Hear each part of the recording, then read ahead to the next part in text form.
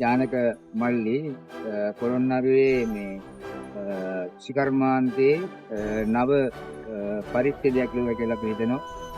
එයා සමත් වුණා මේ වී කෙටීම සඳහා සහල් බවට පත් කිරීම සඳහා යාගේම හැකියාවන් ඇතුලේ යාගේ දැනුම ඇතුලේ විවිධ ද්‍රව්‍යයන් පාවිච්චි කරමින් එයාට මැෂින් එකක් හදන්නේ. ඒක පොළොන්නරුවට හොඳයි, පොළොන්නරුවේ කර්මාන්තයට හොඳයි.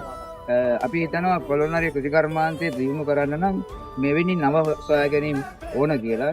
එතුමත් එක්ක මම අද කතා කරනකොට එතුමා කිව්වා වී වේලන මැෂින් විවිධ පන්නේ වී වේලන මැෂින් හදන්න එයා දැන් සූදානම් කියලා. ඒකත් හිතා හොඳ වැඩක් මේ ගොවි ජනතාවට. ඒ නිසා ජානක මල්ලි මේ කරන කාර්යය මම හිතනවා ඒක ජාතික වැදගත්කමකින් යුක්ත ඉතා හොඳ දෙයක්. ඉතින් අපි දවසින් දවස මේක තාක්ෂණීය දියුණු වේවයි ප්‍රාර්ථනා කරන අපේ රටේ කර්මාන්තකරුවෙක් දියුණු වෙනවා කියන්නේ අපේ රට දියුණු වෙනවා. හොඳයි බොහොම ස්තුතියි. Made in Sri Lanka. Made in Sri Lanka.